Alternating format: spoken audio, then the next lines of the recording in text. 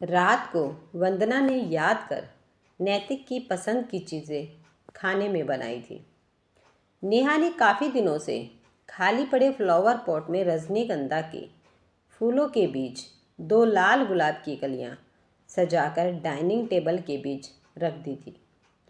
Flower decoration Neha का शौक था, लेकिन ज़िंदगी की आपाधापी में कब उसका यह शौक पीछे छूट गया, वह खुद ही नहीं जान पाई। आज वह बहुत ही खुश लग रही थी। लाइट ग्रीन कलर की सलवार पर काले रंग की चुनरी उसके ऊपर खूब फब रही थी। अपने माथे पर उसने काले रंग की छोटी सी काली बिंदी लगा रखी थी। अपने बालों को उसने खुला छोड़ा था। डाइनिंग टेबल पर नैतिक नेहा के सामने बैठा था और नैतिक के साथ वंदना बैठी हुई थी। तू तो कुछ खा ही नहीं रहा है नैतिक, पसंद नहीं आया क्या? वंदना ने नैतिक को चुप बैठे देखकर कहा। खाना तो इतना बढ़िया है कि सोच रहा हूँ कि पहले क्या खाऊं। नैतिक जवाब देते हुए मुस्कुरा दिया। मक्खन लगाना तो कोई तुमसे सीखे, यह भुट्टे का चिवड़ा टेस्ट कर, नेहा ने खास तेरे लिए ही बनाया है। कहते हुए वंदना ने की ओर देखा। अच्छा, वैसे मेरी इस तरह खातिरदारी क्यों की जा रही है? आंटी, मुझे पता नहीं क्या नेहा मुश्किल से सब्जी रोटी बना पाती हैं, तो यह भुट्टे का चिवड़ा कहते हुए तिरछी नज़रों से नेहा की तरफ देखते हुए मुस्कुरा दिया। समय बदल गया है नैतिक, अब मैं सब कुछ बना लेती हूँ। नेहा ने नैतिक का जवाब मुस्कुरा कर दिया। हाँ, समय बदल गया है, पर तुम नहीं बदली हो, क्योंकि किसी को भी बना देने में तुम माहिर हो। कहते हुए नैतिक ने चिवड़ा अपने मुंह में डाला। वैसे चिवड़ा बहुत अच्छा बनाया है तुमने। बेटा, यह खीर भी तो खाओ, वंदना ने आग्रह किया। खा लूँगा आंटी, फॉर्मेलिटी मत कीजिए, नैतिक अपनी ही धुन में बोल रहा था। वंदना नैतिक को देखने लगी। नेहा की शादी के बाद आज वह पहली बार हंसते हुए देखा था उसे। सॉरी, मैंने कुछ गलत कह दिया क्या? उसने वंदना से पूछा। नहीं बेटा, तुम लोगों की बचपन की याद आ गई थी। तुम दोनों लगभग रोज ही डाइनिंग टेबल पर खाते समय लड़ते थे और एक दूसरे को मनाते रहते थे। बचपन तो हर किसी का गोल्डन पीरियड होता है, नैतिक वंदना की बातों का जवाब देते हुए बोला। थोड़ा उदास हो गया। बहुत कुछ बदल जाता है, सब कुछ नहीं बेटे, वंदना ने गंभीरता से कहा।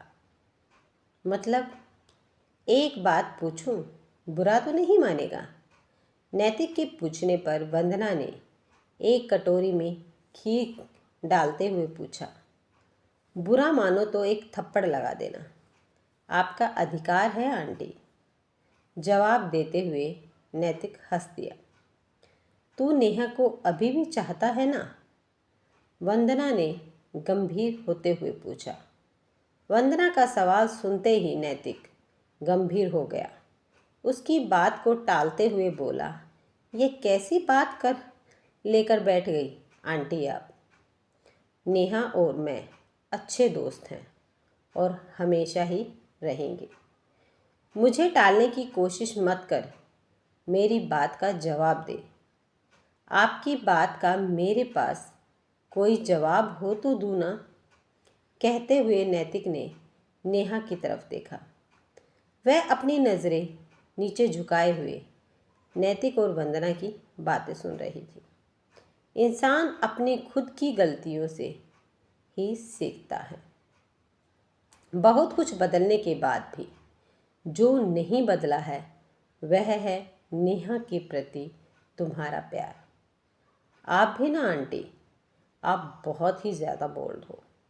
अपने बच्चों के सामने ऐसी बातें नहीं करते। नैतिक ने हंसने की कोशिश की। प्रैक्टिकल होकर जीना पड़ता है। नैतिक, 2-3 दिन में नेहा के डिवोर्स पेपर तैयार हो जाएंगे। वंदना ने अपनी बात रख दी। नेहा ने कल बताया था। नैतिक बोला, तुझे ऐतराज़ न हो तो राधिका से बात करूं? तेरे और नेहा के बारे में। वंदना ने नैतिक के सामने मन की बात आखिर बात रख ही दी। यह क्या कह रही है आंटी आप? वंदना की बात सुनकर नैतिक थोड़ा सा हड़बड़ा उठा। उसके लिए यह सवाल बहुत ही मुश्किल था। नेहा ने मुझे सब कुछ बता दिया है जो कल तुम दोनों के बीच हुआ था। वह एक इत्तेफाक न था। कहीं ना कहीं तुम दोनों के मन में एक दूसरे के लिए बचपन के साथ पलवत्तित वह चाहत अभी मौजूद है। ज़िंदगी तुम्हें अगर एक मौका और दे रही है तो उसे पकड़ लो बेटा। मैं नहीं चाहती कल को तुम दोनों मिलकर कोई बड़ी गलती कर दो और पछताना पड़े। वंदना नैतिक को समझाते हुए बोली, ओ मम्मी, यह कौन सी बात लेकर बैठ गई हैं आप? नैतिक अनकंफर्टेबल महसूस कर रहा है।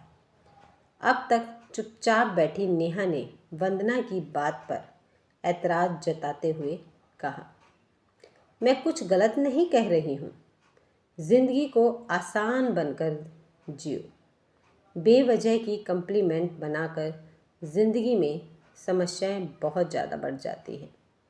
यह बात नेहा मैंने तुम्हें रोहन का रिश्ता आया था तब भी समझाई थी। वंदना ने दोनों को बारी बारी देखा।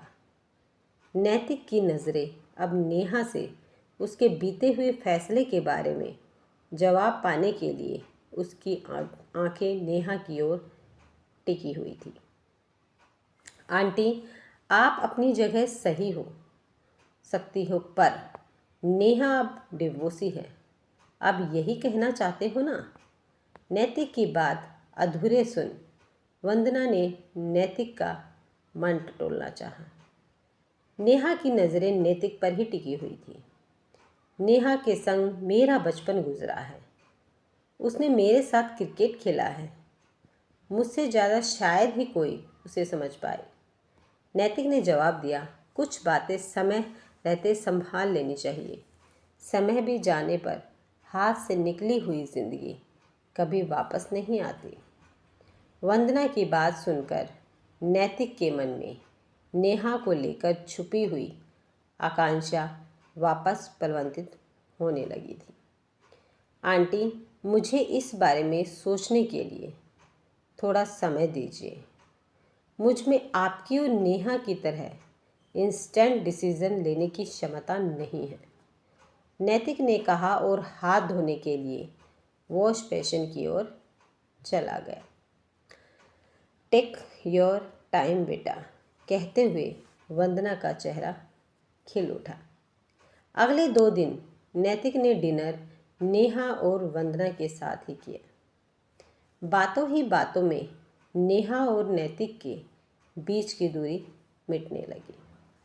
नेहा सभा में थोड़ी बिंदास थी, इसलिए पिछली सारी बातें भूलकर नैतिक के साथ अपनी नई जिंदगी की सोचने लगी। नैतिक अपना फैसला ले चुका था, लेकिन अपनी मम्मी को अपने इस निर्णय में अनेक प्रयासों के साथ सहमत नहीं कर पा रहा था। आज राधिका शाम को नैतिक के ऑफिस आने के बाद चाय का कप थमाते हुए उसके पास ही भिंडी काटने के लिए बैठ गई थी। तो फिर क्या सोचा? राधिका फुर्ती से भिंडी काटे जा रही थी। किस बारे में मम्मी?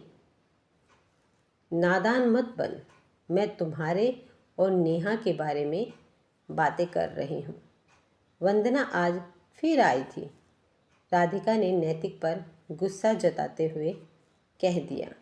नेहा को आप भी बचपन से जानती हैं, मजाक में ही सही, पर वंदना आंटी और आप हमारी दोनों की शादी करने की बात को छेड़कर खुश हो जाती थी। तो अब ऐसा क्या हो गया कि आप नेहा को अपने घर की बहू नहीं बना सकती? नैतिक ने बचपन की यादों को याद करते हुए पूछ ही लिया अपनी मम्मी से। समय अपना काम करता है बेटा। यही बात तूने अगर साल भर पहले की होती तो मैं मान जाती। तो ऐतराज़ आपको रोहन के डिवोर्स लेने से है। राधिका का जवाब सुन नैतिक ने आखिरी घुट चाय का पीते हुए पूछ ही लिया। नेहा में सहन शक्ति की कमी है। शादी के बाद लगभग 1 साल लगता है अपने ससुराल में एडजस्ट होने में।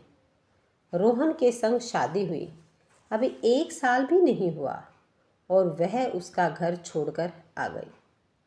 राधिका ने स्पष्ट कह दिया, रोहन के संग डिवोर्स में नेहा की कोई भूल है ही नहीं। ताड़ी एक हाथ से नहीं बजती। तू कौन सा उनके बीच की बात को जानकर बैठा है। कोई भी शादी टूटती है तो उसके पीछे नैतिक की बात को काटते हुए कहा और देखा। कुछ बातें ऐसी भी होती हैं जो बताई नहीं जा सकती, ना सही जा सकती। आपको अपने बेटे के निर्णय शक्ति पर थोड़ा सा भी भरोसा नहीं है। मैं आपको यकीन दिलाता हूँ कि नेहा की सहन शक्ति नहीं, रोहन की नाकामयाबी जवाबदारी रही है।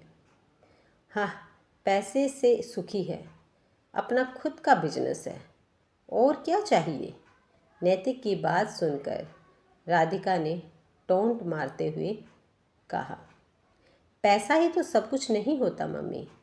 अच्छा एक बात बताओ, क्या आप पापा के साथ खुश नहीं थी। कैसी बात करता है रे। मेरी खुशी तो उनसे ही थी। राधिका के चेहरे पर बिखरी हुई यादों की लकीरें उभर आई। तो समझ लो मम्मी, मेरी खुशी नेहा में है।